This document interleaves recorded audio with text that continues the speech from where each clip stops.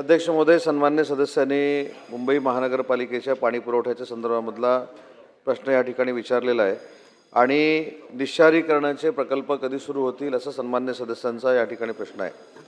आपल्या सगळ्यांनाच माहिती आहे की अप्पर वैतरणा, मोडक सागर, तानसा, मोडक सागर, भावसा, विहार, तुळशी या धरणातनं या मुंबई महानगरपालिकेला पाणी पुरवठा होतो। परंतु हा पाणी पुरवठा होत असताना आपल्या पाण्याची मुंबई महानगरपालिकेची गरज आहे 4665 दशलक्ष लिटर आणि आपल्याला पाणी पुरवठा होतोय 4100 दशलक्ष लिटरचा।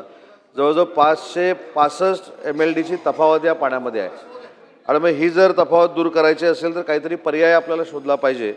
म्हणून मनोरी येथे 200 MLDचा निःशारीकरणाचा प्रकल्प हा हातामध्ये घेण्यात आलेला आहे।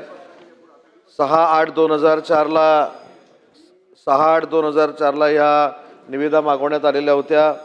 अल्प प्रतिसाद असल्यामुळे ती निविदा रद्द झाली, परंतु नवीन निविदा करून 15/12/2025 रोजी याचा JVPR या कंपनीला कार्यादेश देण्यात आलेला आहे।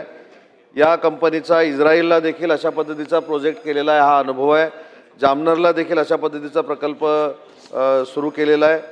याच्यामध्ये MCZMची देखील परवानगी मिळालेली आहे, CRZची देखील परवानगी मिळाली, MPCBची देखील परवानगी मिळालेली आहे, सागरी मंडळाची देखील ही परवानगी मिळालेली आहे आणि कुठच्याही परिस्थितीमध्ये हा प्रकल्प 4 वर्षांमध्ये पूर्ण करण्याचा महानगरपालिकेचा मानस आहे।